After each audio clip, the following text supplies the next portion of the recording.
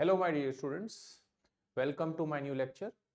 In this lecture we are going to discuss about dielectric properties of solids. So in this video we will basically discuss the local electric field and Clausius-Mosotty equation. So here we go. So in this lecture we are going to discuss following topics, following subtopics. What is polarization? What is depolarization field?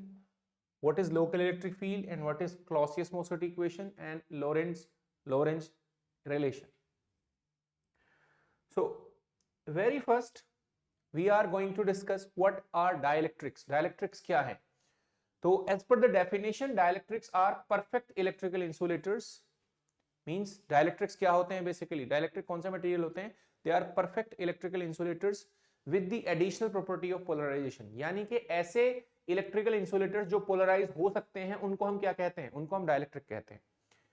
वो कितने type के होते हैं? वो दो तरह के होते हैं. एक होते हैं पोलर और एक होते हैं नॉन पोलर. ओके, तो polar dielectric are those dielectrics, ठीक है, which have permanent electric dipole moment in their molecules. Okay, तो पोलर में जो मोलिक्यूल्स होते हैं उसके उनके पास परमानेंट इलेक्ट्रिक डायपोल मोमेंट होता है. ठीक है, तो ऑब्वियस सी बात है कोई भी डाइलेक्ट्रिक होगा तो वो मोलिक्यूल से एटम से मिलकर बना होगा. तो अगर उसके मोलिक्यूल्स में परमानेंट इलेक्ट्रिक डायपोल मोमेंट है तो उसको हम पोलर डाइलेक्ट्रिक कॉल करेंगे. ठीक है, जैसे वाटर. तो वाटर की डिफरेंट फॉर्म्स होती हैं. We have ice in the solid form, we have water in the liquid form, we have water vapour in the gaseous form. So water जो molecule है उसके पास परमानेंट इलेक्ट्रिक डायपोल मोमेंट होता है. क्यों, कैसे होता है permanent electric dipole moment? How we define electric dipole? We define electric dipole as 2 point plus and negative charges are separated by a small distance is known as dipole. ठीक है, तो H2O molecule में क्या होता है basically? ठीक है, O, H and H. Okay, so electronegativity of oxygen is more than hydrogen. Okay, तो इससे क्या होगा? The oxygen atom will acquire some negative charge and hydrogen atom will acquire some positive charge. So इससे क्या होगा? This will create a dipole. क्योंकि यहाँ पर नेगेटिव एंड पॉजिटिव चार्जेस के जो सेंटर्स हैं वो एक दूसरे से सेपरेटेड है. तो डायपोल किधर क्रिएट होगा? नेगेटिव से पॉजिटिव चार्ज की तरफ. ठीक है, तो इससे हम देख सकते हैं कि जो H2O मॉलिक्यूल है उसका जो नेट डायपोल मोमेंट होगा वो नॉन जीरो होगा. क्योंकि आप देख सकते हैं दो डायपोल्स ऐसे बन रहे हैं. ओके, ये मान लिया P है, this is also P, they have the same strength और उनके बीच का एंगल जो है वो 180 नहीं है. This is not 180 degree. तो इसलिए क्या होगा? नेट डायपोल मोमेंट किधर आएगा? इन दोनों का वेक्टर सुपरपोजिशन होने के बाद नेट डायपोल मोमेंट इधर आएगा. तो वाटर मॉलिक्यूल, ठीक है, possess a net dipole moment, electric dipole moment. इसलिए इससे जो जनरेट होने वाला आइस है या बेसिकली क्या है, वाटर है या, ठीक है, तो it will be known as polar dielectric. ठीक है, सपोज ऑल्सो जैसे NaCl है, NaCl, ठीक है, तो हमें पता है कि जो NaCl का क्रिस्टल होता है उसके जो मॉलिक्यूल्स होते हैं उसके अंदर कौन से मॉलिक्यूल्स होते हैं? NaCl molecule. ठीक है, they have permanent electric dipole moment. वो किसकी वजह से आता है? जैसे मान लिया हमें पता है कि Na+ और अगली साइड पर कौन होगा? Cl-. तो Na+ के पास कितना चार्ज होगा? Na+ के पास चार्ज होगा +E और Cl के पास चार्ज होगा -E. तो इससे क्या होगा? एक डायपोल क्रिएट होगा किससे की तरफ? This will create a dipole from negative to positive direction. Okay, तो NaCl के पास भी क्या होता है? परमानेंट इलेक्ट्रिक डायपोल मोमेंट होता है. किसकी वजह से? Due to displacement of ions. Okay, ठीक है, तो ये भी एक पोलर डाइलेक्ट्रिक की तरह काम करेगा. What is non polar dielectric? ऐसे डाइलेक्ट्रिक्स जिसके मॉलिक्यूल्स में, ठीक है, क्या नहीं होता है? परमानेंट डायपोल मोमेंट नहीं होता है, उसको हम क्या कहते हैं? नॉन पोलर डाइलेक्ट्रिक कहते हैं. ठीक है, बट इलेक्ट्रिक फील्ड की प्रेजेंस में उनमें क्या हो सकता है? Dipole moment can be induced. ठीक है, तो परमानेंट नहीं होता है, इंड्यूस हो सकता है. तो ऐसे डाइलेक्ट्रिक को हम क्या कहते हैं? Non polar dielectric. ठीक है, तो जैसे अगर आप क्या करें? आर्गन गैस को सॉलिडिफाई करें तो उससे जो सॉलिड आर्गन जनरेट होगा that will B non polar dielectric. Okay, solid CO2 वैसे ही क्या करेंगे हम? कार्बन डाइऑक्साइड को सॉलिडिफाई करें तो वो भी उससे जनरेट होने वाला जो सॉलिड होगा वो भी एक नॉन पोलर डाइलेक्ट्रिक होगा. ठीक है, सिलिकॉन, डायमंड, तो सिलिकॉन में क्या होता है? बेसिकली सिलिकॉन में सिलिकॉन एटम्स होते हैं. तो हम ये स्ट्रक्चर ऑलरेडी पढ़ चुके हैं. डायमंड क्यूबिक टाइप का क्रिस्टल स्ट्रक्चर रखता है सिलिकॉन. तो वहां पर क्या होता है? Each atom is surrounded by 4 nearest neighbours, तो वहां पर भी क्या होगा, बेसिकली क्या है, एक नॉन पोलर डाइलेक्ट्रिक, यानी कि परमानेंट डाइपोल मोमेंट कितना होगा, क्योंकि वहां पर मॉलिक्यूल्स नहीं बनते हैं, वहां पर क्या होते हैं, ये एक एटॉमिक स्ट्रक्चर है, तो एटम का जो नेट डाइपोल मोमेंट होता है वो कितना होता है, किसी भी एटम का नेट डाइपोल मोमेंट या परमानेंट डाइपोल मोमेंट कितना होता है, 0 होता है। ठीक है, तो बेसिकली ये किस तरह काम करेगा, it will act as a non polar dielectric. ठीक है, तो ये तो हो गया क्लासिफिकेशन विद एग्जांपल्स। ठीक है, अब आगे बात करते हैं क्या है। Now determination of local electric field, तो सबसे पहले हम समझेंगे लोकल इलेक्ट्रिक फील्ड क्या है, how it is different from macroscopic electric field. ठीक है, लोकल इलेक्ट्रिक फील्ड किस तरह मैक्रोस्कोपिक इलेक्ट्रिक फील्ड से डिफरेंट है। ठीक है, तो local electric field is basically an electric field which is experienced bye an atom और मोलिक्यूल इनसाइड द डाइलेक्ट्रिक। मतलब अगर हम पूरे डाइलेक्ट्रिक पर इलेक्ट्रिक फील्ड का कैलकुलेशन करेंगे तो उसका जो एवरेज वैल्यू आएगा, ठीक है, ये जो लोकल इलेक्ट्रिक फील्ड होगा उससे डिफरेंट होगा। मतलब मैं क्या करूं, अगर इसके अंदर मान लिया मैं क्या करता हूं, यहां पर एक डाइलेक्ट्रिक फील्ड करता हूं, ओके, और उसके अंदर मैं किसी एक डाइपोल को, एक एटम को या एक मॉलिक्यूल को पकड़ लेता हूं और उस पर फील्ड की कैलकुलेशन करता हूं, तो उस पर जो फील्ड एक्सपीरियंस होगा, ठीक है, किसी डाइपोल के ऊपर, एक रेफरेंस डाइपोल के ऊपर या एटम के ऊपर या मॉलिक्यूल के ऊपर, उसको हम क्या कहेंगे, लोकल इलेक्ट्रिक फील्ड। जो किससे डिफरेंट होगा, जो अप्लाइड इलेक्ट्रिक फील्ड लगा रहे हैं ना आप, मान लिया बाहर से जो इलेक्ट्रिक फील्ड लगा रहे हैं उससे डिफरेंट होगा।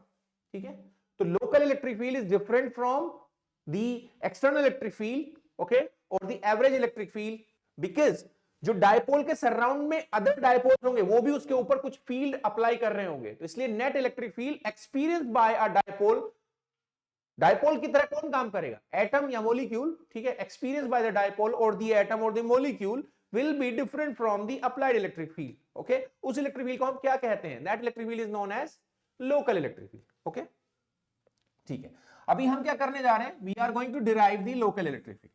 ठीक है, तो हम समझ गए लोकल इलेक्ट्रिक फील्ड क्या है।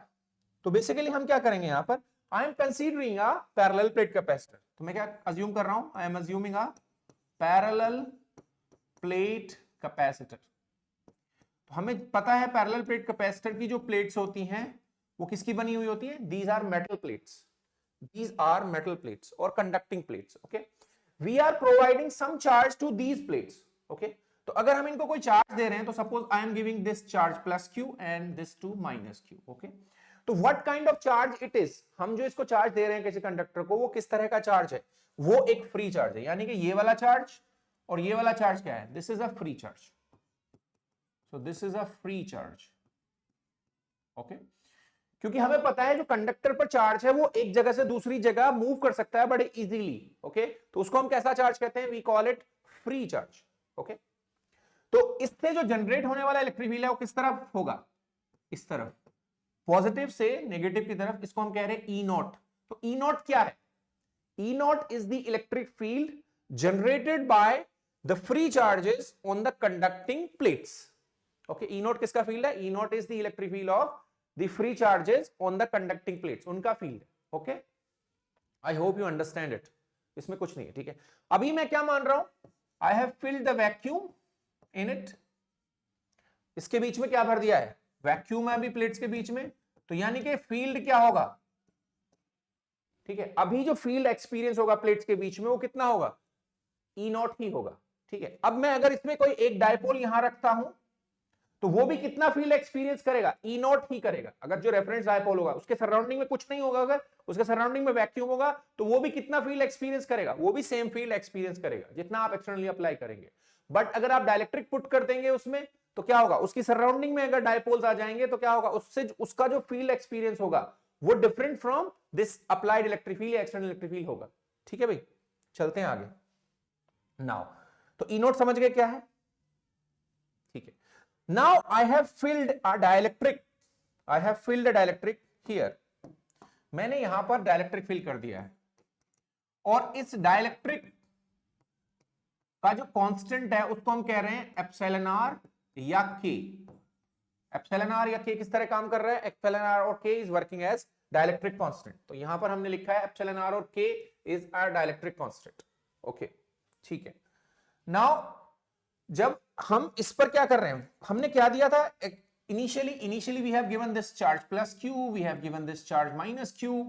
तो यहां पर जो चार्ज होगा वो कहां रहेगा, अगर हम इन प्लेट्स की बात करेंगे तो इसके चार सरफेस, दो प्लेट के चार सरफेस हैं, इसका एक ये वाला सरफेस है, एक ये वाला सरफेस है, एक ये सरफेस है, एक ये सरफेस है। कहां रहेंगे charges? Charges will be facing each other. तो क्या होगा, दोनों के इनर पर आएंगे, ठीक है, लेफ्ट के भी इनर पर होगा और राइट के इनर पर कैसा होगा, नेगेटिव चार्ज, ठीक है। दोनों के ही बाहर वाले सरफेसेस पर कोई चार्ज नहीं होगा, दोनों के ही बाहर वाले सरफेसेस पर कोई चार्ज नहीं होगा। तो आप देख सकते हैं कि electric field will be developed, ठीक है, लाइक दिस। तो ये कैसे चार्जेस हैं? दीज आर फ्री चार्जेस, क्योंकि ये कंडक्टिंग सरफेस पर है। नाउ तो यहां पर कैसे चार्ज बैठे हुए हैं? Positive positive positive positive positive positive, okay. ये कंडक्टिंग सरफेस की बात हो रही है, जो येलो प्लेट्स हैं वो कंडक्टिंग प्लेट्स हैं, ओके। अब मैं जो ब्लू कलर का यहां पर हमने लिया है वो है क्या, this is dielectric, this is basically negative charge, so this is dielectric, blue colour is dielectric, okay. अब डाइलेक्ट्रिक रखने से कुछ एडिशनल जनरेट होगा। क्या जनरेट होगा? अब देखिए इसके अंदर बैठे हैं क्या, इसके अंदर बैठे हैं डायपोल्स, ओके। तो अगर बेसिकली क्या होता है, यहां पर जो छोटे छोटे डायपोल्स हैं, मान लीजिए छोटे छोटे डायपोल्स हैं, माइनस प्लस, ओके। अगर मैं डायपोल्स का एक सीक्वेंस लेता हूं, छोटे छोटे डायपोल्स का, मान लेते हैं इसके अंदर छोटे छोटे डायपोल्स हैं, तो डायपोल्स कैसे अलाइन करेंगे अपने आप को, ठीक है। जैसे मान लिया अगर आपके पास क्या है, यू हैव सम एटम, अगर आपके पास कोई एटम है, तो एटम का जो अप्रोक्सीमेट मॉडल है वो क्या है, एक पॉजिटिवली चार्ज न्यूक्लियस है और उसके सराउंडिंग में क्या होता है, negatively charge electron cloud, okay. ये एटम का एक मॉडल है, ये एटम का एक क्लासिकल मॉडल है जिसमें एक पॉजिटिवली चार्ज न्यूक्लियस होता है और उसके सराउंडिंग में क्या होता है, नेगेटिवली चार्ज इलेक्ट्रॉन्स, ठीक है। अब इसका डायपोल मोमेंट कितना है, अगर हम कोई इलेक्ट्रिक व्हील बाहर से नहीं लगा रहे हैं तो इसका नेट डायपोल मोमेंट कितना है, it's net dipole moment is 0, क्योंकि जो भी चार्जेस हैं, नेगेटिव चार्जेस जो उसके अराउंड भरे हुए हैं, उनका जो सेंटर है वो कहां पर है, पॉजिटिव चार्ज के ऊपर है। तो नेट डिस्प्लेसमेंट कितनी हुई पॉजिटिव और नेगेटिव चार्ज के सेंटर्स में, 0। तो इसलिए net dipole moment of this atom is 0। But अगर मैं क्या करता हूं, अगर मैं इस पर एक एक्सटर्नल इलेक्ट्रिक फील्ड लगाता हूं, ठीक है, तो क्या होगा, जो नेगेटिव चार्जेस है उनका सेंटर किधर खिसक जाएगा, फील्ड से अपोजिट डायरेक्शन, ठीक है, क्योंकि उस पर फोर्स किधर लगेगा, फोर्स की जो इक्वेशन होती है आप जानते हैं क्या होती है, इलेक्ट्रोस्टैटिक फोर्स की इक्वेशन जो होती है QE होती है। तो अगर चार्ज नेगेटिव होगा तो फोर्स का जो वेक्टर होगा वो इलेक्ट्रिक फील्ड से अपोजिट होगा, तो इन दैट केस उसका सेंटर खिसक जाएगा, ठीक है। अब चूंकि न्यूक्लियस बहुत हैवी होता है इसलिए उसमें कोई एप्रिशिएबल चेंज नहीं आएगा उसमें, ठीक है। तो इसलिए क्या होगा, नेगेटिव चार्ज का सेंटर जब लेफ्ट साइड में खिसकेगा, ठीक है, तो इससे एक डायपोल क्रिएट होगा, किस डायरेक्शन में, this will create a dipole in the direction of applied electric field, external electric field. But ये जो डायपोल मोमेंट है, this dipole moment is induced dipole moment और परमानेंट डायपोल मोमेंट, एटम की बात कर रहे हैं, तो this is induced dipole moment. तो ये किस तरह का डायपोल मोमेंट क्रिएट होगा, इंड्यूस्ड डायपोल मोमेंट क्रिएट होगा, ठीक है। तो मैं जो यहां पर शो कर रहा हूं, ठीक है, तो अगर मेरे पास क्या होता, एटम्स की एक चेन होती इस तरह, कोई भी डायरेक्ट्रिक होगा तो उसमें क्या होगा, एटम्स की चेन होगी, तो हर एक एटम क्या बन चुका होगा, each atom will become a dipole, ठीक है। हर एक एटम एक डायपोल बन चुका होगा, जिसके टेल पर कैसा चार्ज होगा, उसके टेल पर कैसा चार्ज होगा, नेगेटिव, और उसके हेड पर कैसा चार्ज होगा, पॉजिटिव, ठीक है। तो इसके हेड पर कैसा चार्ज होगा, पॉजिटिव, ओके। तो अब आप देख सकते हैं क्या, ये डाइलेक्ट्रिक क्या हो चुका है, हम इस प्रोसेस को क्या कहेंगे, this dielectric is now polarised. यहां पर पहले मैंने किसकी बात करी, एक एटम के पोलराइजेशन की बात करी, ठीक है, एटॉमिक पोलराइजेशन की बात करी मैंने, ओके। और अगर उसको मैं बिग स्केल पे लेता हूं, लार्ज स्केल पर लेता हूं, एटम जो है एक माइक्रोस्कोपिक एंटिटी है, अगर मैं उसको लार्ज स्केल पर लेता हूं तो उसको मैं क्या कहूंगा, I will call it polarisation, okay. तो यहां पर क्या हो रहा है, नेगेटिव चार्ज यहां क्रिएट हुआ और पॉजिटिव चार्ज यहां क्रिएट हुआ। हम देख सकते हैं पॉजिटिव और नेगेटिव यहां पर, ठीक है, नेगेटिव पॉजिटिव जो बन रहे हैं, तो यहां पर अगर पोलराइजेशन यूनिफॉर्म हो तो बीच में जो पॉजिटिव नेगेटिव के जो पॉजिटिव और नेगेटिव, मतलब इसका जो हेड होगा, पिछले डायपोल का हेड और अगले डायपोल का टेल, वो एक ही जगह पर होंगे, तो negative positive will be cancel. तो इससे क्या होगा, इससे एक छोटे छोटे डायपोल्स का मिलाकर एक बड़ा सा डायपोल हम कंसीडर कर लेंगे, ठीक है, जिसका डायरेक्शन क्या होगा, यहां पर कैसा चार्ज होगा भाई, नेगेटिव, ओके, और यहां पर कैसा चार्ज होगा, पॉजिटिव। तो इन सब छोटे छोटे डायपोल्स का नेट चार्ज या नेट इफेक्ट जो जनरेट होगा वो जनरेट होगा ऐसे, किसकी फॉर्म में, कैपिटल पी की फॉर्म में। इस कैपिटल पी को हम क्या कॉल करते हैं, वी कॉल इट पोलराइजेशन। तो छोटे छोटे डायपोल्स मिलाकर क्या बना लेंगे, एक बड़ा डायपोल बना लेंगे, जिस बड़े डायपोल को हम क्या कहेंगे, पोलराइजेशन। तो इसको क्या बोलते हैं, this process is known as polarisation of dielectric. ठीक है, तो हमने एक्सटर्नल फील्ड किधर लगाया था, we have applied external field in this direction. ठीक है, जिसने डाइलेक्ट्रिक को पोलराइज कर दिया छोटे छोटे डायपोल्स की फॉर्म में। ठीक है, अच्छा, यहां पर जो पहले से कंडक्टिंग प्लेट्स के ऊपर बैठे हुए चार्जेस थे, हम उनको कह रहे थे फ्री चार्जेस, क्योंकि ये कंडक्टिंग प्लेट्स हैं तो इन पर जो चार्जेस होते हैं वो फ्री चार्जेस होते हैं। ठीक है, नाउ ये जो माइनस चार्जेस इस तरफ जो जनरेट हुए हैं डाइलेक्ट्रिक के सरफेस पर, ये डाइलेक्ट्रिक के सरफेस पर है, वो कंडक्टिंग के सरफेस पर था। ठीक है, तो ये जो नेगेटिव चार्जेस हैं या इस डाइलेक्ट्रिक के जो सरफेस पर जो पॉजिटिव चार्जेस है, दीज आर बाउंड चार्जेस। इनको हम क्या कहते हैं, वी कॉल देम, इन दोनों को हम क्या कहते हैं, we call them bound charges. क्या कहते हैं, bound charges. Why we are calling them bound charges, यहां से समझो जरा, ये जो इलेक्ट्रॉन क्लाउड है या जो इलेक्ट्रॉन्स हैं वो बाउंड हैं या फ्री हैं, वो न्यूक्लियस से बाउंडेड हैं। ठीक है, तो इसका मतलब क्या है, क्या वो न्यूक्लियस को छोड़कर जा सकते हैं, क्या एटम से अलग हो सकते हैं, नहीं। क्या वो आयन बन सकते हैं, नहीं। ठीक है, तो यहां पर क्या होगा, जब आप इलेक्ट्रिक फील्ड लगाएंगे तो क्या होगा, वो एक रबर की तरह खींचेंगे। ठीक है, बस एक दूसरे से सेपरेट होंगे। अगर आप फील्ड को रिमूव करेंगे तो वो वापस से वही सिचुएशन ले लेंगे, यानी कि नेट डायपोल मोमेंट कितना हो जाएगा इलेक्ट्रिक फील्ड रिमूव करने पर, वापस से सेम सिचुएशन में आ जाएंगे। ठीक है, तो इसलिए क्या है, ये बंधे बंधे खींच रहे हैं, तो उसको सिचुएशन को, उस चार्ज को हम क्या कहते हैं, जो न्यूक्लियस से बंधा रहे, that is known as bound charge. ठीक है, तो दीज आर बाउंड चार्जेस। ठीक है, बाउंड चार्जेस अपना एक फील्ड जनरेट कर रहे हैं। ठीक है, किस डायरेक्शन में, पॉजिटिव बाउंड चार्ज से नेगेटिव बाउंड चार्ज की तरफ एक फील्ड जनरेट हो रहा है, जिसको हम कह रहे हैं E1। ओके, ये E1 किसका फील्ड है, E0 कौन सा फील्ड था, E0 was external electric field. E1 is electric field produced by bound charges on the surface of the dielectric.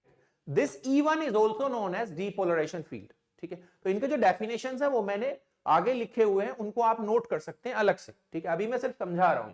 ठीक है, तो अभी क्या क्या हमने देखा, एक्सटर्नल इलेक्ट्रिक फील्ड E0 लगाने से इस डाइलेक्ट्रिक में पोलराइजेशन P जनरेट हुआ और एक डीपोलराइजेशन फील्ड E1 जनरेट हुआ। समझ रहे हैं या नहीं, ठीक है, इतना प्रोसेस कंप्लीट हो गया। ठीक है, अब ये जो दोनों फील्ड्स का सम है, ओके, ये जो दोनों फील्ड्स का सम है, यानी कि अभी नेट फील्ड कितना दिखाई देगा आपको कैपेसिटर प्लेट्स के बीच में। अगर आपने वैक्यूम रखा होता तो कैपेसिटर प्लेट्स के बीच में आपको फील्ड दिखाई दे रहा होता E0 ओनली। ओके, बट अब जब दोनों हमने डाइलेक्ट्रिक पुट कर दिया है, तो डाइलेक्ट्रिक रखने से उसके अंदर जो फील्ड अभी आपको दिखाई देगा वो कितना दिखाई देगा। ठीक है, E जो फील्ड दिखाई देगा, नेट फील्ड जो दिखाई देगा वो दिखाई देगा E0 प्लस E1। E0 किसका फील्ड है, field of free charges. E1 किसका फील्ड है, field of bound charges on the surface of the dielectric. इन दोनों को मिलाकर जो हम फील्ड जनरेट होता है उसको हम कहते हैं, we call it macroscopic field. उसको हम क्या कहते हैं, मैक्रोस्कोपिक फील्ड।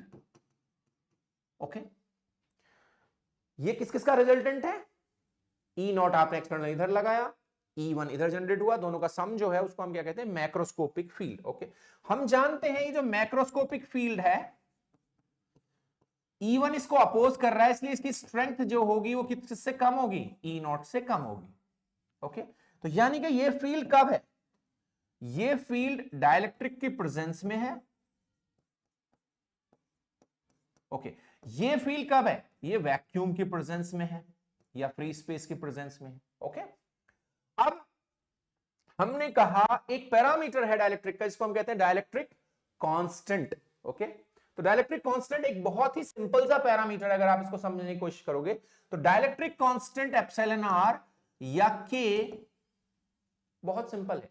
क्या, आपने डाइलेक्ट्रिक को हटाकर फील्ड की मेजरमेंट ली वैक्यूम में, आपने डाइलेक्ट्रिक को लगाकर फील्ड की मेजरमेंट ली डाइलेक्ट्रिक की प्रेजेंस में।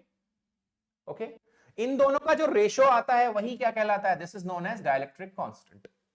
ओके, डाइलेक्ट्रिक कांस्टेंट क्या है, it is the ratio of electric field in vacuum to electric field in dielectric in the presence of dielectric. Okay, तो इसका मतलब क्या है, डाइलेक्ट्रिक की प्रेजेंस में जो फील्ड होता है वो वैक्यूम से कितने टाइम्स कम होता है? सिंपल है, कितने टाइम्स कम होता है? अगर आगे से ध्यान रखिएगा, you have measured the electric field in the presence of vacuum, absence of dielectric, वो आया ई नॉट, तो उसको कितने टाइम्स कम कर देंगे हम? डाइलेक्ट्रिक कांस्टेंट टाइम्स कम कर देंगे, तो हमें किसके अंदर का फील्ड मिल जाएगा? डाइलेक्ट्रिक के अंदर का फील्ड मिल जाएगा। ठीक है, अब जैसा कि इसके नाम ही सजेस्ट कर रहा है, क्या इट्स नेम सजेस्ट कि मैक्रोस्कोपिक फील्ड है, यानी कि अगर आप, ये आपको क्या दिखाई देगा, ये मैक्रोस्कोपिकली प्लेट्स के बीच में दिखाई देगा, मैक्रोस्कोपिकली यानी कि एक बड़े लेवल पर दिखाई देगा। इस फील्ड को हम मैक्सवेलियन फील्ड भी कहते हैं, यानी कि मैक्सवेल इक्वेशंस में जो फील्ड क्या होता है, जो मैक्सवेल इक्वेशंस में जो फील्ड एंटर करता है वो यही मैक्रोस्कोपिक फील्ड होता है, वो लोकल इलेक्ट्रिक फील्ड नहीं होता। लोकल इलेक्ट्रिक फील्ड इससे अलग है। ठीक है, ये तो आपको मैक्रोस्कोपिकली प्लेट्स के बीच में दिखाई दे रहा है। ठीक है, this is not basically local electric field. ठीक है, लोकल इलेक्ट्रिक फील्ड जो होता है वो माइक्रोस्कोपिक फील्ड होता है। Local electric field is microscopic electric field. ठीक है, अब थोड़ा सा डेफिनेशंस देख लेते हैं पहले। ठीक है, तो जो मैंने लिखवाया उसका डेफिनेशन आप एक बार नोट कर लीजिए। ठीक है, पोलराइजेशन क्या है? जैसे मैंने बताया, polarisation is net dipole moment पर यूनिट वॉल्यूम। ठीक है, तो यहां पर क्या थे, अगर अब छोटे छोटे डायपोल्स थे, ठीक है, अगर हम उन सबका वेक्टर सम लेंगे तो हमें क्या मिलेगा? Net dipole moment, vector sum of all the dipoles, net dipole moment divided by volume of the material. ठीक है, तो उसको हम क्या कहते हैं? We call it polarisation. तो इसकी यूनिट क्या होगी? डायपोल मोमेंट की यूनिट क्या होती है भाई? We know that dipole moment is charge into distance, तो coulomb into metre divided by metre cube. तो यूनिट क्या होगी इसकी? इसकी यूनिट होगी कूलम पर metre square, polarisation. So very simple. तो यानी कि क्या है, अगर बहुत सारे डायपोल्स किसी वॉल्यूम के अंदर भर दिए जाएं तो सारा डायपोल्स का वेक्टर सम लीजिए और उसको वॉल्यूम से डिवाइड कर दीजिए, then you will get the net dipole moment पर unit volume which is known as polarisation. Clear? ठीक है, नाउ ये थोड़ा सा फील्ड का भी नोट कर लीजिए। तो जैसा कि मैंने बताया था, मैं बता चुका हूं पहले, क्या what is E naught? E naught is the external electric field produced by the free charges on the conducting plates. Depolarization field is the field produced by, ठीक है, produced by the bound charges on the surface of the dielectric. So depolarization field is an internal electric field that opposes the external electric field within the dielectric material. इसकी proper definition है, हम समझ गए ये क्या है। ठीक है, इसके अलावा हमारे पास दो तरह के फील्ड्स और आएंगे, लोरेंट्ज फील्ड जिसको हम EL या E2 कहेंगे, साथ ही साथ इंटरनल डायपोल फील्ड E3। ठीक है, वो सब मिलाकर क्या बनाएंगे? मेरे पास चार फील्ड लिखे हुए हैं, E0, E1, E2, E3। तो लोकल इलेक्ट्रिक फील्ड बेसिकली क्या होगा? लोकल इलेक्ट्रिक फील्ड बेसिकली होगा क्या? इन लोकल इलेक्ट्रिक फील्ड जो होगा E local, that will be sum of E0 externally applied field plus depolarisation field plus Lorentz field plus field of dipoles within the cavity. इसको हम क्या कहेंगे? We will call it local electric field. Okay, तो दो field हम समझ चुके हैं, E0, E1। अब हम समझना चाहते हैं what is E2, what is E3। Okay, ठीक है, यहां तक आ गए, हम यहां तक पहुंच गए थे। ठीक है, नाउ अब in order to find local electric field हमें क्या समझना होगा? लोकल इलेक्ट्रिक फील्ड किस पर लगने वाला इलेक्ट्रिक फील्ड है? किसी रेफरेंस डायपोल के ऊपर लगने वाला इलेक्ट्रिक फील्ड है। तो I assume that reference dipole is placed at the center of a cavity. जिस cavity उसको क्या कहते हैं हम? We call it Lorentz cavity. We call it Lorentz cavity. What is cavity? Cavity is an empty space which is taken out from the material. हमने क्या किया? एक स्फीयर यहां से काट के बाहर निकाल लिया और मान रहे हैं लोरेंट्स कैविटी की रेडियस कितनी है? R। तो जैसे टूथ में कैविटी होती है वैसी कैविटी। कैविटी का मतलब क्या है? टूथ में कैविटी का मतलब वहां से हमने दांत का जो मटेरियल है वो काट के बाहर निकाल दिया है, तो इसका मतलब क्या हो गया? कैविटी हो गई। इसका मतलब अगर हम इस डाइलेक्ट्रिक में से एक स्फीयरिकल रीजन काट के बाहर निकालते तो वो क्या बन गया? That is cavity. ओके, ठीक है भाई। तो यहां पर क्या सिस्टम बन रहा था? हमें पता था कि इस तरफ कैसे बाउंड चार्जेस डेवलप्ड हैं, पॉजिटिव नहीं सॉरी, बाउंड चार्जेस कैसे डेवलप्ड हैं? पॉजिटिव तो इस पर थे, कंडक्टिंग प्लेट पर। ठीक है, नेगेटिव बाउंड चार्जेस थे इस तरफ। तो पोलराइजेशन का डायरेक्शन हमारा क्या था? Bound charges were like this. Polarisation का डायरेक्शन डायपोल मोमेंट की तरह ही होता है। पोलराइजेशन किस तरफ डिफाइंड होगा? नेगेटिव से पॉजिटिव साइड। ओके, तो हमारा ये लोरेंट्ज कैविटी, ठीक है। हमारा रेफरेंस डायपोल कहां है? यहां। लोकल इलेक्ट्रिक फील्ड कहां निकालना है? इस कैविटी के सेंटर पर। तो हमने क्या किया, इसको कुछ दूर तक खाली कर लिया, so that कि इसके अंदर क्या हो, we assume that its radius is sufficiently large so that it contains, ठीक है, it contains a sufficient number of dipoles in order to generate electric field, okay, ठीक है। अब हमें पता पोलराइजेशन इस तरफ है, E नॉट का डायरेक्शन किधर है? इधर है। E1 का डायरेक्शन किधर है? इधर है, ठीक है। अब प्लीज अंडरस्टैंड, अगर हमें सिमेट्री को डिस्टर्ब नहीं करना है और हमने कैविटी बाहर निकाल ली है, तो हमें पता है कैविटी वाले जोन में नेट पोलराइजेशन कितना है? कैविटी वाले जोन में नेट पोलराइजेशन 0 है, क्योंकि वहां पर क्या है? Empty space. एम्प्टी स्पेस का पोलराइजेशन कितना होता है? फ्री स्पेस का पोलराइजेशन कितना होता है? फ्री स्पेस का, फ्री स्पेस या कैविटी का पोलराइजेशन जो है वो 0 होगा। हम 0 को क्या लिख सकते हैं? We can write 0 as plus P and minus P, plus P and minus P. अभी भी कितना है? Plus P and minus P का सम कितना है? 0। मैथमेटिकली अभी भी 0 है, ठीक है। तो अगर हम क्या करें, इस कैविटी के प्लस पी को इस पी के साथ मिला दें, तो ऐसा लगेगा हमने कुछ निकाला ही नहीं है वहां से। Then what is extra? ठीक है, एक पोलराइजेशन इस तरफ एक्स्ट्रा आपको मिलेगा, ठीक है या नहीं? Please understand this what I told you. यहां का पोलराइजेशन कितना है कैविटी का?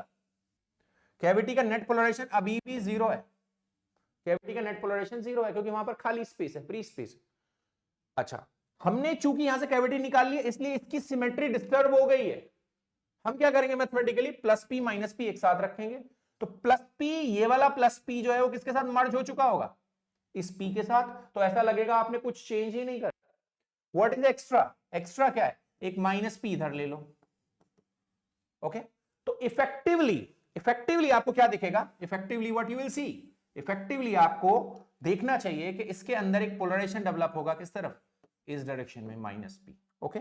हमारा रेफरेंस डायपोल कहां है? Our reference dipole is over here, ठीक है भाई।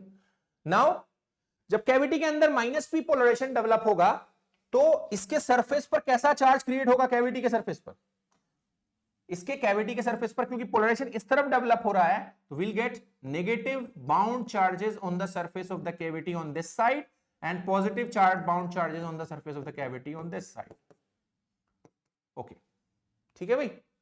तो कैविटी, लोरेंट्ज कैविटी के सरफेस पर जो बाउंड चार्जेस हैं, उनसे जो जनरेट होने वाला फील्ड है, उसी को हम क्या कहते हैं? We call it electric field E2, ठीक है। इन बाउंड चार्जेस का जो इलेक्ट्रिक फील्ड है उसको हम क्या कहते हैं? We call it E2, okay. E2 किसका फील्ड है भाई? E2 इज द लोरेंट्ज फील्ड, ठीक है, electric field that at the centre of Lorentz cavity caused by all the bound charges on the surface of the cavity, ठीक है। तो cavity के surface पर जो बाउंड चार्जेस हैं ये वाले, इनका जो फील्ड है वो क्या है? E2 है, ओके, ठीक है भाई। तो E2 हमें पता चल गया क्या है। अब हमें E2 की कैलकुलेशन भी करनी, साथ साथ हम E3 भी समझ लेते। अब देखिए, ये डायपोल्स क्या बना रहे थे डाइलेक्ट्रिक के अंदर? These dipoles were creating polarisation, ठीक है। तो अगर पोलराइजेशन इस तरफ है, तो एक सर्टेन काइंड के डायपोल्स इस तरफ अलाइंड होंगे, ओके। अगर पोलराइजेशन माइनस पी है, तो डायपोल्स क्या होंगे? उल्टे होंगे, ठीक है। अब ऐसा समझो, try to understand, there is a spherical symmetry of the cavity, और इसके अराउंड डायपोल्स भरे हुए हैं, यूनिफॉर्मली चारों तरफ डायपोल्स भरे हुए। किस टाइप के? इस तरफ अलाइंड डायपोल्स भरे हुए। उनका नेट इलेक्ट्रिक फील्ड जो सेंटर पर होगा, यानी कि रेफरेंस डायपोल के ऊपर जो नेट इलेक्ट्रिक फील्ड इन डायपोल्स की वजह से जनरेट होगा, जो इसके अंदर हैं, ओके, तो उसको हम क्या कहेंगे? We call it electric field E3, okay. E3 किसका फील्ड है? E3 is the electric field generated by the dipoles within the cavity. Cavity के अंदर जो डायपोल्स है उनकी वजह से जो फील्ड होगा उसको हम E3 कहेंगे, ठीक है। बट जब चारों तरफ हम यूनिफॉर्म डायपोल भरेंगे, तो सबका फील्ड जो है सेंटर के ऊपर, नेट कितना आएगा?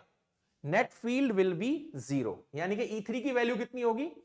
Electric field generated bye all the dipoles within the cavity will be 0, क्योंकि हमें पता है अगर मैं चारों तरफ यूनिफॉर्म डायपोल्स भरूं तो उनका net electric field at the centre will be 0, तो E3 विल बी 0, ओके। तो E0 प्लस E1 को हम कह रहे हैं मैक्रोस्कोपिक फील्ड। हमारे पास क्या बचा निकालने के लिए? We only need to calculate E2। E2 कौन सा फील्ड है? लोरेंट्ज फील्ड है, जो कहां से जनरेट होता है? On the surface of the cavity generate होता है, ठीक है। अब हमारा काम है E2 निकालना, ठीक है। तो E2 की कैलकुलेशन मैं कर रहा हूं। तो E2 की कैलकुलेशन के लिए हम क्या यूज करेंगे, will use sphere, will use a sphere. Okay, so sphere मतलब ये कैविटी है। Okay, this is cavity which I have taken output separately in order to calculate field. यहां पर कितना बाउंड चार्ज है इस पर, नेगेटिव ऑन दिस साइड, मैंने बताया था क्यों है ऐसा, positive on this side. Okay, ठीक है। तो इसका जो नेट इलेक्ट्रिक फील्ड होगा, ओके, वो किस तरफ डेवलप्ड होगा। अगर मैं एक छोटा सा एलिमेंट लेता हूं यहां पर, if I take a small element over here,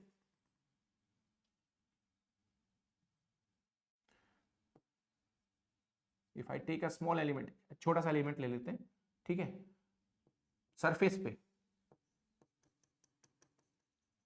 इसका जो इलेक्ट्रिक फील्ड होगा डीई किस तरफ डायरेक्टेड होगा, डीई इस तरफ डायरेक्टेड होगा। ओके, पोलराइजेशन किस तरफ था, पी, माइनस पी था इस तरफ, पी था इस तरफ। ओके, मान लेते हैं एंगल कितना है, थीटा। ओके, वैसे ही क्या होगा, जब हम इस तरफ कोई एलिमेंट लेंगे यहां पर, उसका फील्ड कितना होगा, इस तरफ होगा, डीई। ओके, तो पॉजिटिव चार्ज से जो फील्ड की डायरेक्शन होती है वो क्या होती है, पॉजिटिव चार्ज से जो फील्ड की डायरेक्शन होती है that is away from it, away. और नेगेटिव चार्ज पे इस तरफ का कोई एलिमेंट लोगे तो उसके क्या होगा, टुवर्ड्स, वैसे ही क्या होगा इसके टुवर्ड्स। ओके, तो अगर हम चारों तरफ से फील्ड्स का सम करेंगे तो net direction of the field हमें किस तरफ दिखाई देगा, तो नेट डायरेक्शन, तो हम मान लेते हैं क्या, ये जो डायरेक्शन था यहां पर, ये this direction was Z direction. Okay, तो हमने फील्ड किस तरफ अप्लाई किया हुआ था, external electric field Z direction में। तो let's say this is Z direction, this is Z direction. तो हमारा जो इलेक्ट्रिक फील्ड होगा डीई जेड, वो कितना होगा, डीई का कौन सा कंपोनेंट जाएगा डीई जेड में, D E cos theta. Okay, D E Z will be D E cos theta. This is equation number 1। ठीक है, तो यहां पर क्या होगा, sine theta components will be cancelled and cos theta components will be added up, so D E Z is D E cos theta. ठीक है, what is D E, हम जानते हैं differential electric field of an element will be dq by 4 pi epsilon 0। What is the distance, radius कितनी है इसकी, r, so it will be r square. Okay, dq divided by 4 pi epsilon 0 r square. What is dq, dq is sigma into ds, so sigma is the surface charge density and ds is the area of this surface element। okay, यानी कि surface element हमने choose किया है इसका area element. Okay, sigma जो होगा वो sigma B होगा। सिग्मा बी क्या है, sigma B is bound surface charge density, bound surface charge density, bound surface charge density. Okay, sigma B का जो फॉर्मूला होता है निकालने का वो होता है polarisation dot N cap, polarisation dot N cap. Okay, so basically क्या है, polarisation dot N cap will be, N cap is unit vector outward normal on the surface, unit vector outward normal on the surface. ठीक है, तो मान लिया जैसे ये वाला सरफेस है तो इस पर आउटवर्ड नॉर्मल क्या होगा, एन कैप। एन कैप किसके बराबर होगा स्फेरिकल सिस्टम में, आर कैप। यहां पर अगर हम कोई एलिमेंट चूज करते हैं तो ये भी क्या होगा, N cap equal to R cap. Okay, तो इसके अंदर जो पोलराइजेशन था वो किस तरफ था, जो पोलराइजेशन था सरफेस पर वो किस तरफ था, जो इसके अंदर पोलराइजेशन डेवलप हुआ था वो था माइनस पी इस तरफ। अगर मैं माइनस पी के साथ डॉट प्रोडक्ट लूंगा तो सिग्मा बी क्या होगा, सिग्मा बी विल बी, क्योंकि आर कैप में पोलराइजेशन, जैसे ये पोलराइजेशन है यहां पे, ये माइनस पी है। ओके, ये एंगल थीटा, तो कितना होगा इनका dot product, dot product will be minus P cos theta, minus P cos theta.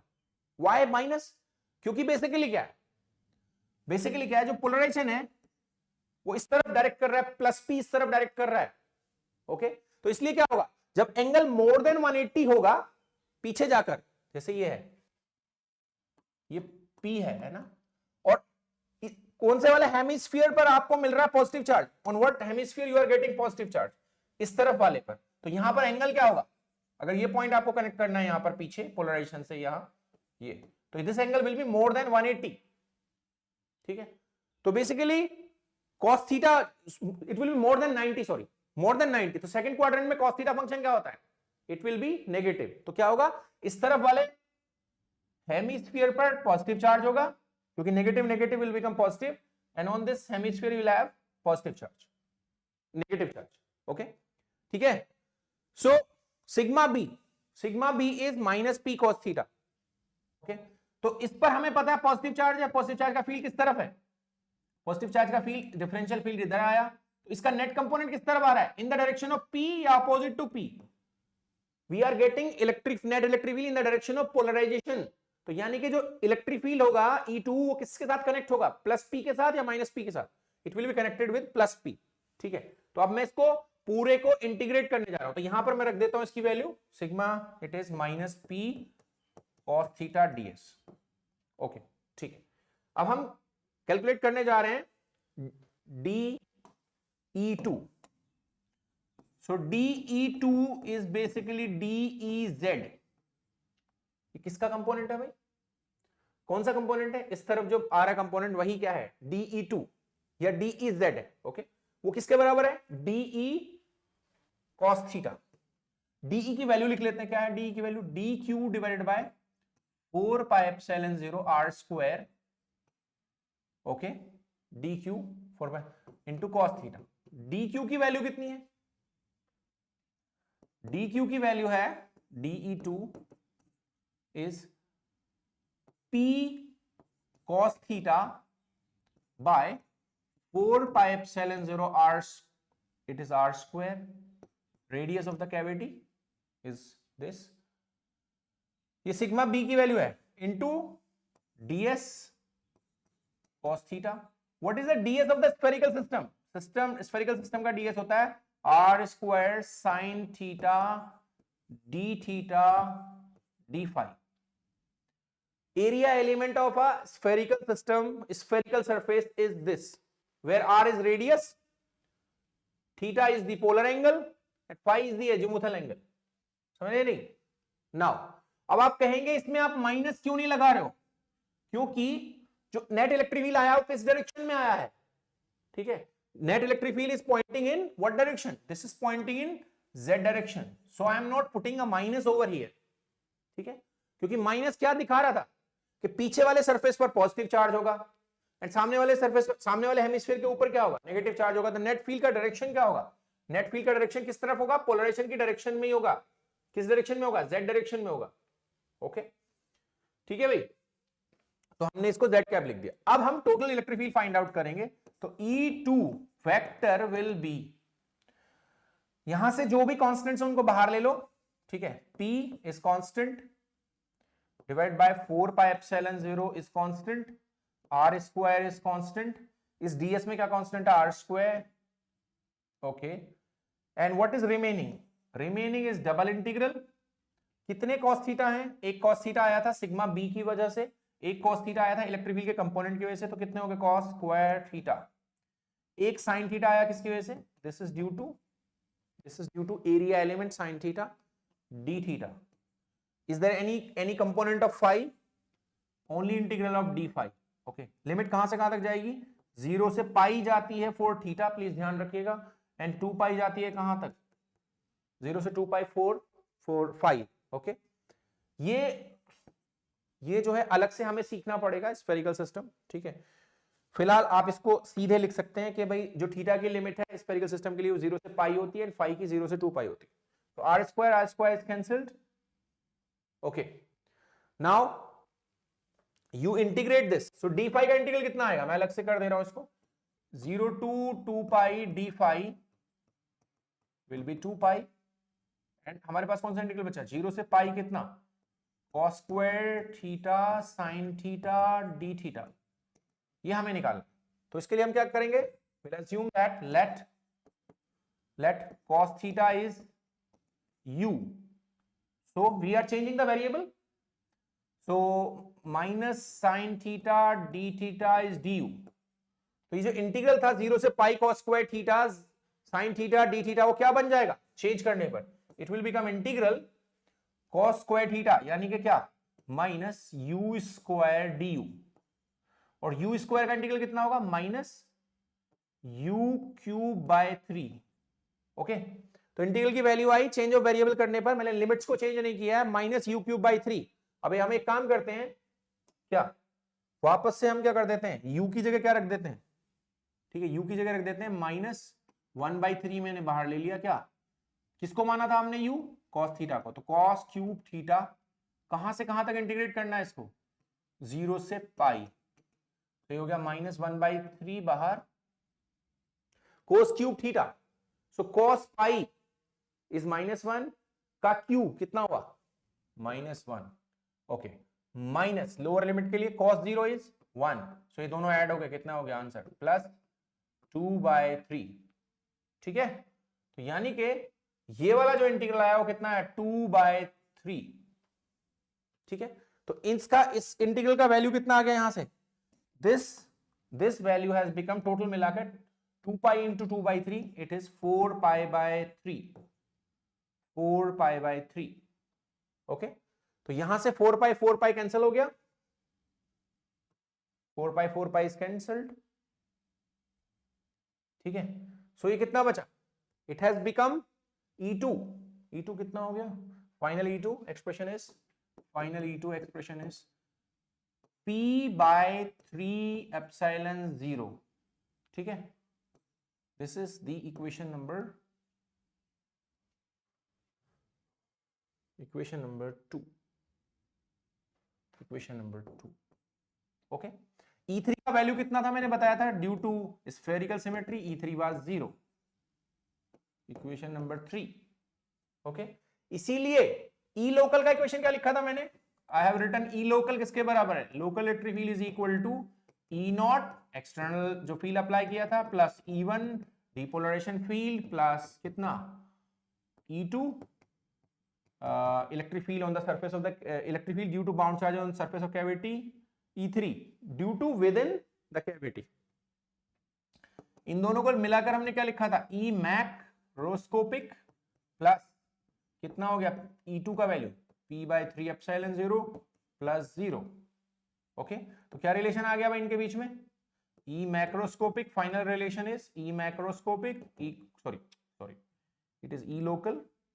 So local electric field is equal to what, macroscopic electric field plus P/3 ε0, equation number 4।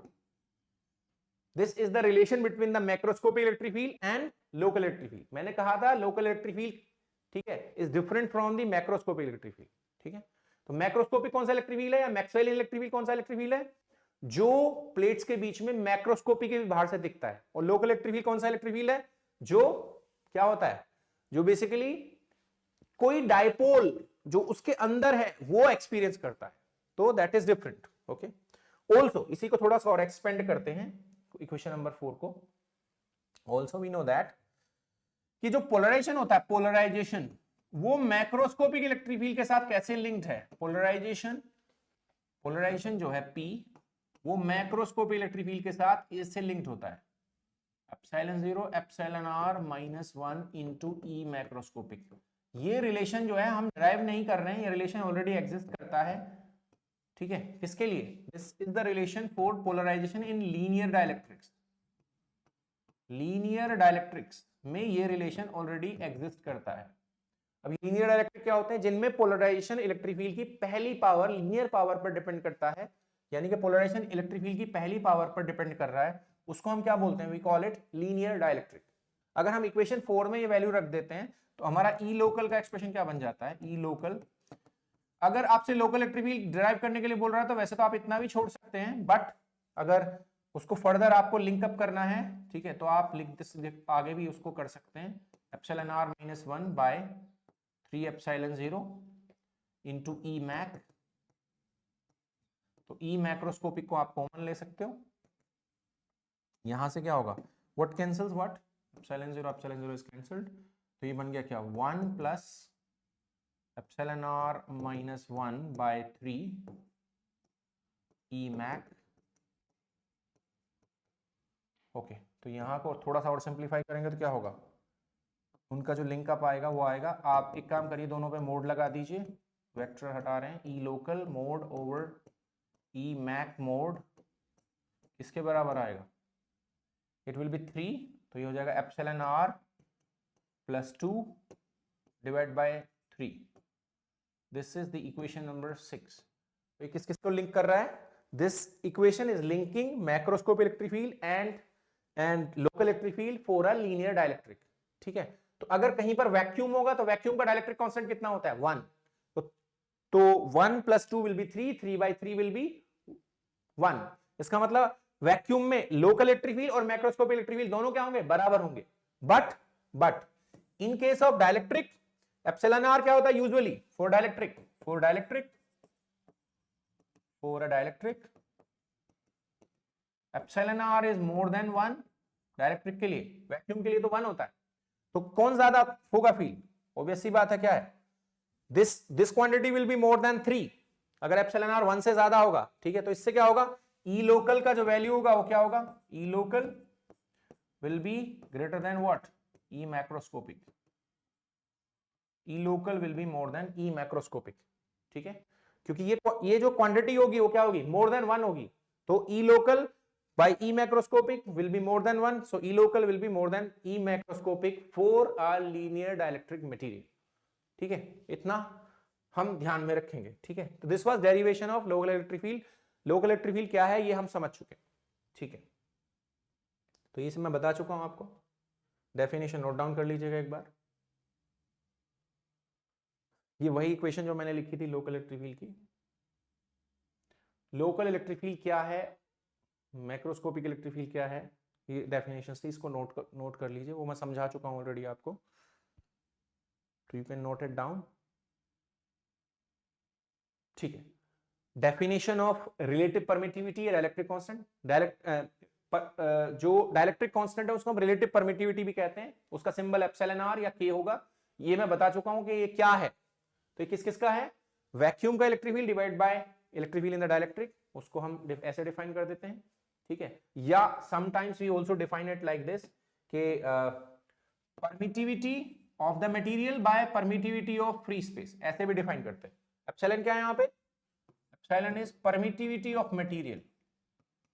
Permittivity of material से कैसे define करते हैं? Permittivity of vacuum या free space से ऐसे भी define करते हैं. या तो फील्ड की टर्म में डिफाइन कर दीजिए या इसमें डिफाइन कर दीजिए. पर फील्ड की टर्म में जो डेफिनेशन है वो ज्यादा एप्रोप्रिएट है. ठीक है, समटाइम्स वी आल्सो डिफाइन, ठीक है, electric susceptibility. What is it?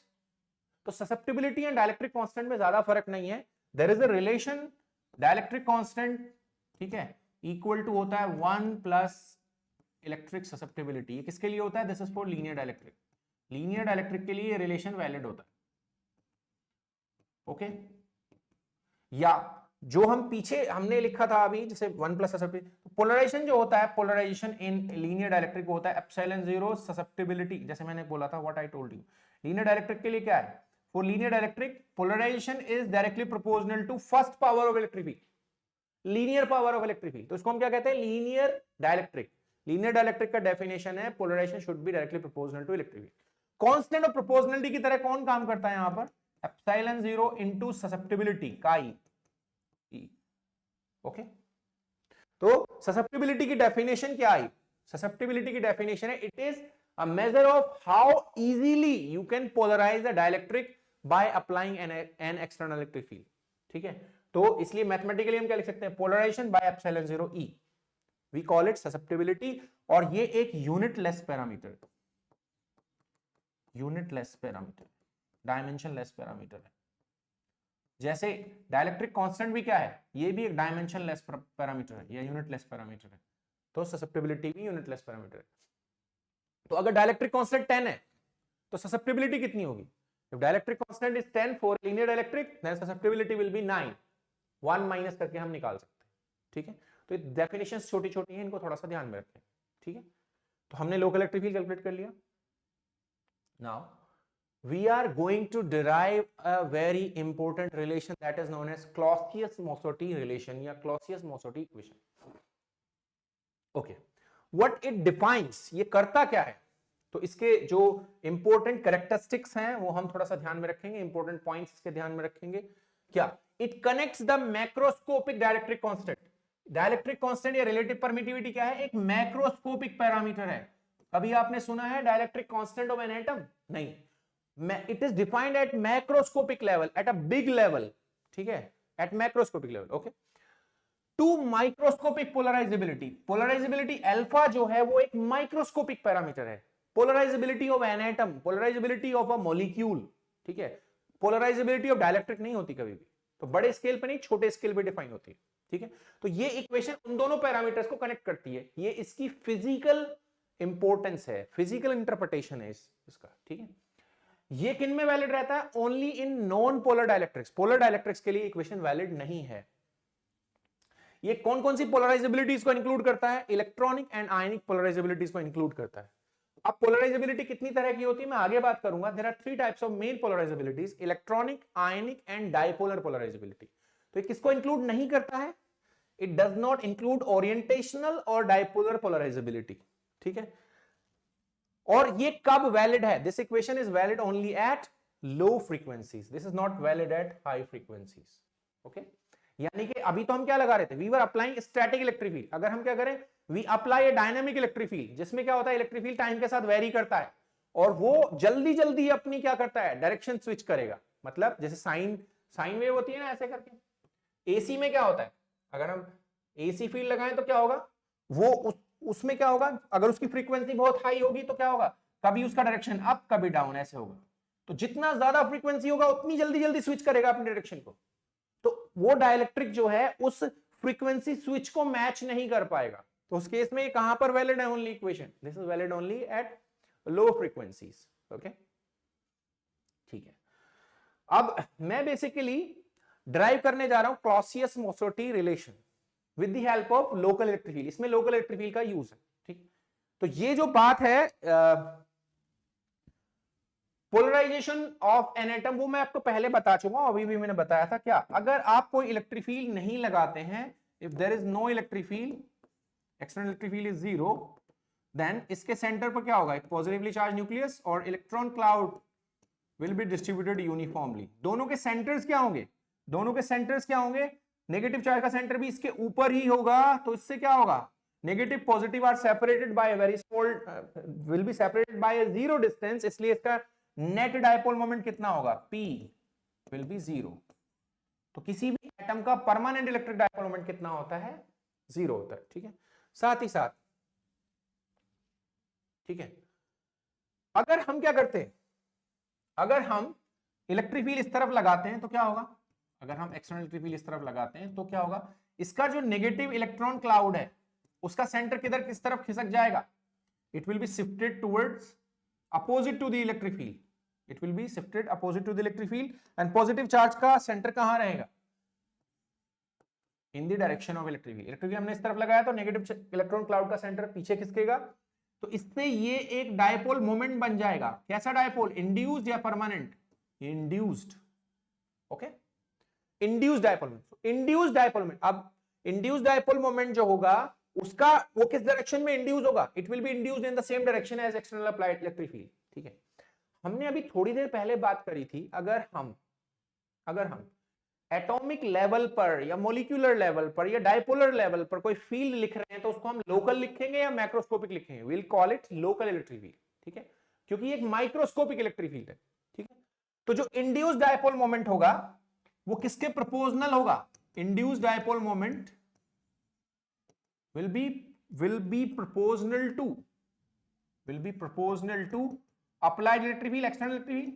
External electric field को ही हम क्या कहेंगे? we'll call it local electric field. यहां पर कांस्टेंट ऑफ प्रोपोर्शनलिटी जो होगा इंड्यूस्ड डायपोल मोमेंट में, जो कांस्टेंट ऑफ प्रोपोर्शनलिटी जो होगा उसको हम कहेंगे alpha. What is alpha? Alpha is known as polarizability of atom. यहां पर एटम की बात हो रही है तो किसकी पोलराइजेबिलिटी होगी? Polarisability of atom, atomic polarisability भी इसको हम कहते हैं, ठीक है।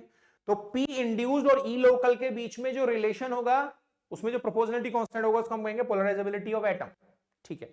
नाउ अगर हमारे पास एक डाइलेक्ट्रिक है जिसमें बहुत सारे एटम्स हैं, और वो सेम डायरेक्शन में पॉइंट कर रहे हैं सारे के सारे डायपोल्स, ठीक है, तो उनका जो वेक्टर सम है वो क्या बनाएगा, उनका जो वेक्टर सम है वो बनाएगा पोलराइजेशन, नेट डायपोल मोमेंट पर यूनिट वॉल्यूम बनाएगा पोलराइजेशन, ठीक है। तो मैं अज्यूम कर रहा हूं n is atomic density, n क्या है, एटॉमिक डेंसिटी है। एटॉमिक डेंसिटी क्या होती है, नंबर ऑफ एटम्स पर unit volume, number divide by volume, ठीक है। तो एक डायपोल का डायपोल मोमेंट कितना है, p इंड्यूस्ड, तो n का कितना हो गया, np इंड्यूस्ड, ओके। तो np इंड्यूस्ड क्या कहलाएगा ये, अगर मैं पोलराइजेशन लिखता हूं तो np इंड्यूस्ड हमें बताएगा नंबर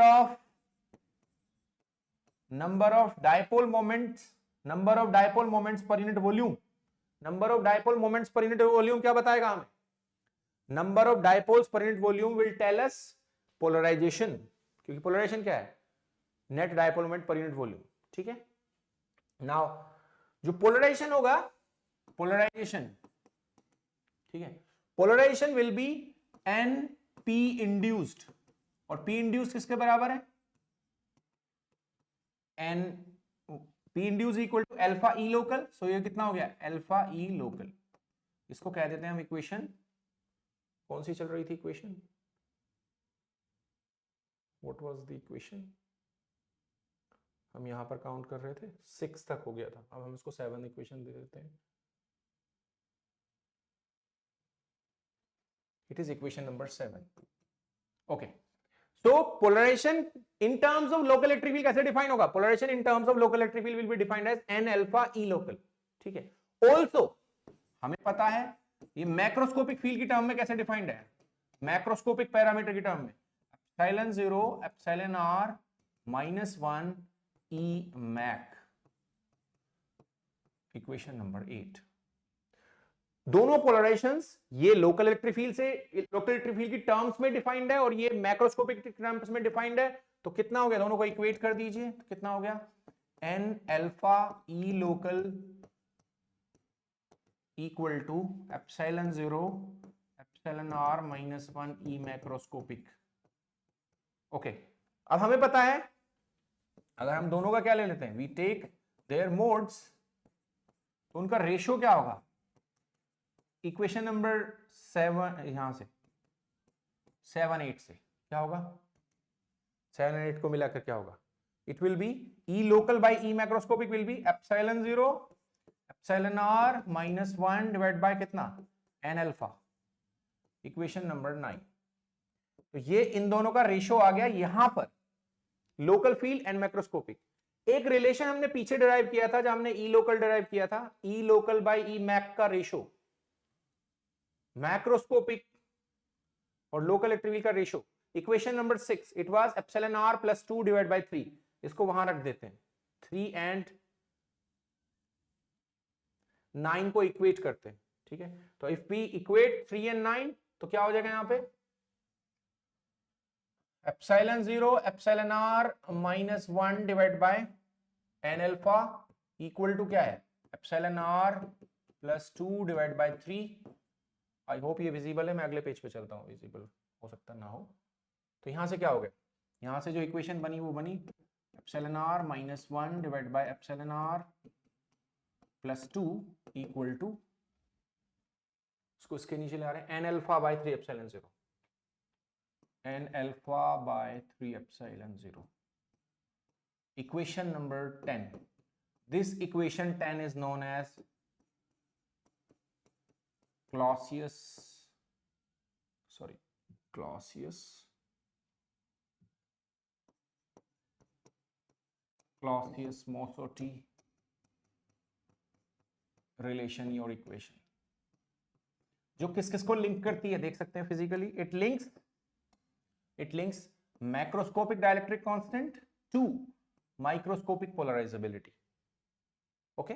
तो जहां पर हमने क्या कहा था, अल्फा किस किस का सम है, it is sum of what, electronic polarizability and ionic polarizability. ये क्या होती है वो तो मैं बाद में बात करूंगा, वैसे मोटे तौर पर हम देख भी सकते हैं। इलेक्ट्रॉनिक पोलराइजेबिलिटी यानी कि वो कहां से जनरेट हो रही है, इलेक्ट्रॉन्स के डिस्प्लेसमेंट से। हमने देखा था पीछे एटम में कहां से जनरेट हुई थी, इलेक्ट्रॉन के डिस्प्लेसमेंट से।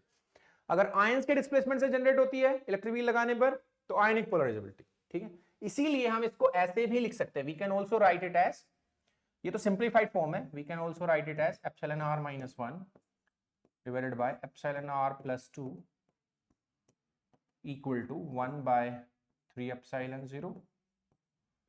We can write NE alpha E plus NI alpha I, जहां पर NE क्या होगा, NE मींस ये एटम से जनरेट हुआ ना, एटॉमिक डेंसिटी हो जाएगी ऑफ द मटेरियल, जो भी डाइलेक्ट्रिक मटेरियल है उसकी एटॉमिक डेंसिटी हो गई. एंड NI क्या हो गया, आयनिक डेंसिटी हो गई, आयनिक डेंसिटी ऑफ द मटेरियल. तो आप इसको ऐसे फॉर्म में भी ध्यान कर सकते हैं, इक्वेशन नंबर 11. ठीक है भाई. तो this is a very famous equation, Clausius Mossotti equation. तो इसको थोड़ा सा ध्यान में रखेंगे और इसके डेरिवेशन को सीखेंगे कैसे करना है. ठीक है, चलिए अब आगे चलते हैं. इसके बेसिस पर हम एक और रिलेशन डिफाइन करने जा रहे हैं, that is known as Lorentz relation.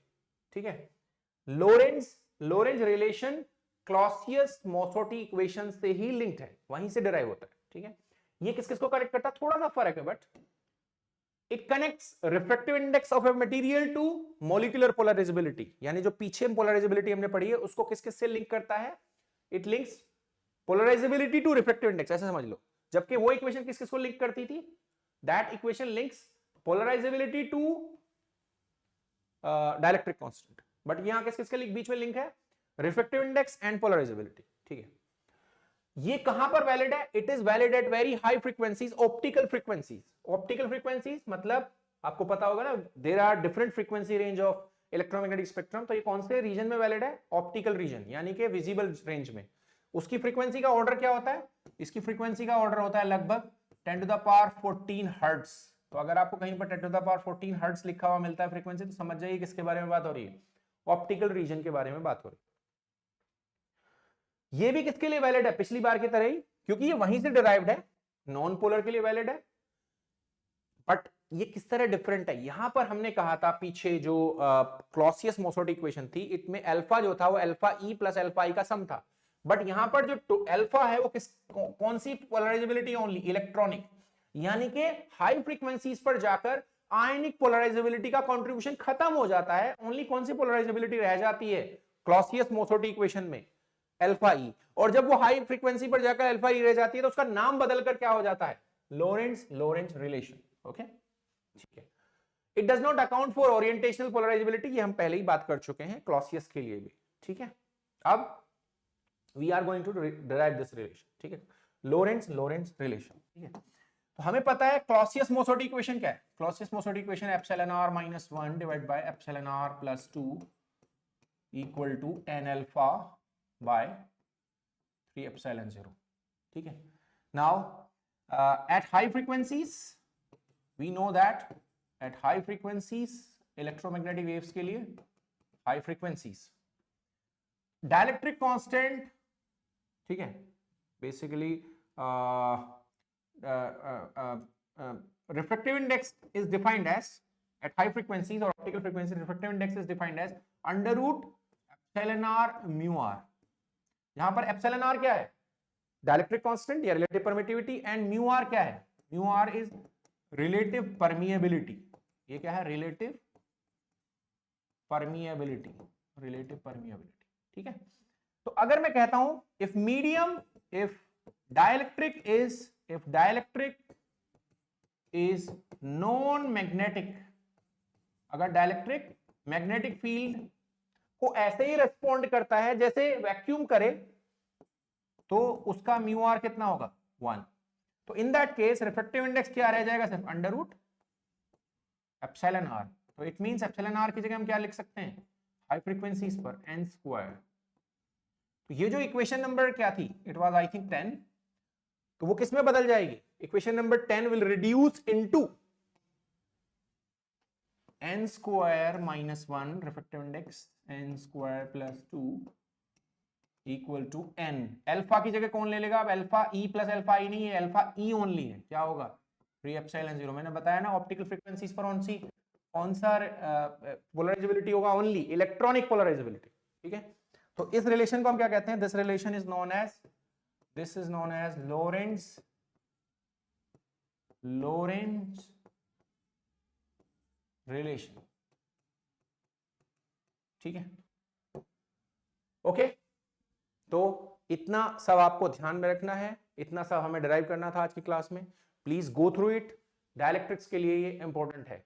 Thank you for watching, see you in the next lecture. Thank you so much.